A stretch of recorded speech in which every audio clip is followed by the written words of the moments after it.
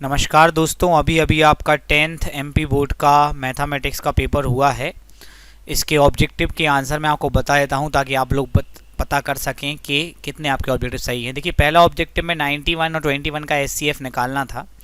91 के जो फैक्टर्स होते हैं वो 30 इंटू 7 होते हैं और 21 के होते हैं आपके 7 इंटू 3। तो इसका सही जवाब है 7, पर इसमें कोई ऑप्शन नहीं है 7, मतलब ये जो क्वेश्चन है ये गलत प्रिंट हो गया है। एक्चुअल में अगर यहाँ 26 होता तो यहाँ 13 आंसर आ जाता, लेकिन चूंकि 26 है ही नहीं, 21 है, तो इसका आंसर तो भाई 7 ही है। और चूंकि 7 कोई ऑप्शन नहीं है इसलिए आपको सभी को नंबर मिलेंगे। तो ये क्वेश्चन हम कह सकते हैं कि ये क्वेश्चन रॉन्ग प्रिंट है, ये क्वेश्चन रॉन्ग प्रिंट है और इस पे आप सभी को पूरे पूरे नंबर मिलेंगे, बिकॉज इसका जो राइट आंसर है वो 7 है और 7 कोई ऑप्शन अपने पास है नहीं। ठीक है दोस्तों, अगला मैं समीकरण निकाय दिया, इसका हल पूछा है। तो सबसे पहले हम a1/a2 अगर हम देखें a1/a2 तो वो आएगा 1/-3। अगर हम b1/b2 देखें तो वो आएगा आपका 2/-6, मतलब कैंसिल होकर 1/-3 हो जाएगा, तो 2 इक्वल हो गए। c1/c2 आपका 5/1 रहेगा तो वो इक्वल नहीं रहेगा, तो 2 इक्वल हो गए, लास्ट इक्वल नहीं है, तो इसका आ जाएगा कोई हल नहीं। फिर पूछा है शून्यकों का योग, ये तो बहुत ईजी है, इसका आ जाएगा -b/a। आगे चलते हैं, इसमें विभक्त कर का मान पूछा हुआ है यहाँ पर जो क्वेश्चन है। तो विभक्त कर का मान हम सभी जानते हैं कि b² - 4ac होता है, तो ये आ जाएगा आपका -4ac। तो ये a की वैल्यू 1 हो गई, c की वैल्यू 4 हो गई, ये हो गया 16 - 16 that is equal to 0। Okay, अब है वृत्त के किसी बिंदु पर खींची गई स्पर्शिका की संख्या। तो अगर आपके पास कोई वृत्त है, उस पर आपके पास एक बिंदु है, तो आप उस पर एक ही स्पर्शिका खींच सकते हैं, और भी आप दूसरी खींचने की कोशिश करेंगे तो वो छेदक रेखा बन जाएगी। तो इसका सही जवाब हो जाएगा 1। बिंदु 0, 5 और -5, 0 के बीच की दूरी इन्होंने पूछी हुई है, हम आसानी से निकाल सकते हैं।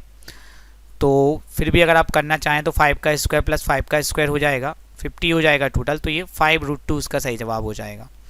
आगे बढ़, अब देखते हैं बच्चों फिल इन द ब्लैंक्स, रिक्त स्थानों की पूर्ति, जिसमें पहला है HCF AB into LCM AB। हम सभी जानते हैं एचसीएफ और LCM का गुणा नंबर्स के इंटू के बराबर होता है, तो A इंटू B आ जाएगा।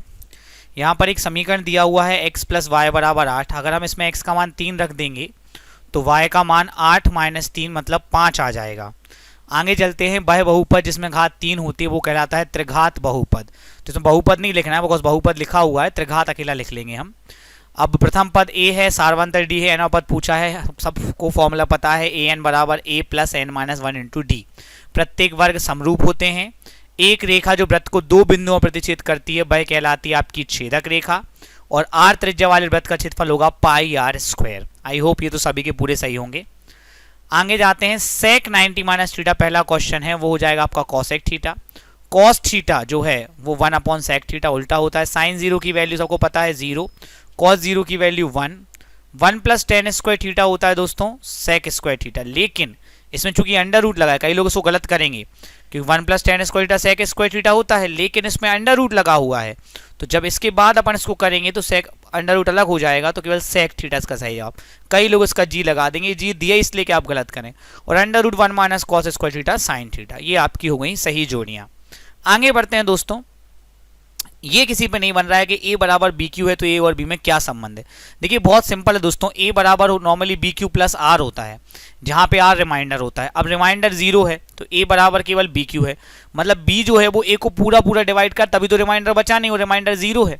तो हम ये लिख देते हैं कि b जो है वो a का गुणनखंड है, मतलब b जो है उसका उसमें a का पूरा पूरा भाग चला जाता है, सॉरी a में b का पूरा पूरा भाग चला जाता है। अगला है ABC वास्तविक संख्याएं हैं, द्विघात समीकरण किस रूप का होगा। निश्चित ही ax² + bx + c = 0। समकोण त्रिभुज प्रमेय का नाम अकेला लिखना है, उसका नाम है पाइथागोरस प्रमेय। मूल बिंदु से बिंदु xy की दूरी √x² + y²। सर्वाधिक बारंबारता वाला वर्ग कहलाता है बहुलक वर्ग। असंभव घटना की प्रायिकता 0, और ये होने की प्रायिकता और नहीं होने की प्रायिकता का योग होता है 1। चलिए आगे बढ़ते हैं, यहाँ पे लिखा है x × x - 1 = 0। इसको सॉल्व हम करेंगे तो x का एक मान 0 आएगा, एक मान 1 आएगा, तो ये सत्य है। इसमें पूछा है 10वां पद, 10वें पद का फॉर्मूला होता है a + 9d। पहला पद 10 है और d आपका निश्चित ही -3 होगा, तो 10 - 27 आपका -17 हो जाएगा, तो मतलब ये सही है। समरूप त्रिभुजों के क्षेत्रफल सदैव बराबर होते नहीं, ऐसा नहीं है, समरूप त्रिभुज छोटे बड़े भी हो सकते हैं, तो ये असत्य हो जाएगा, फॉल्स हो जाएगा। शंकु का आयतन πr² नहीं 1/3 पाई आर स्क्वायर एच होता है, तो ये भी असत्य हो जाएगा। अर्धगोले का आयतन, नहीं ये तो गोले का आयतन, अर्धगोले में 2/3 होता है, तो ये भी असत्य हो जाएगा। ये आपका माध्य का बहुलक और माध्य का रिलेशन सही है, सत्य है। कमेंट करके बताइए दोस्तों आपके कितने जवाब सही हैं। मेहनत करिए, पढ़ाई करिए। Thank you.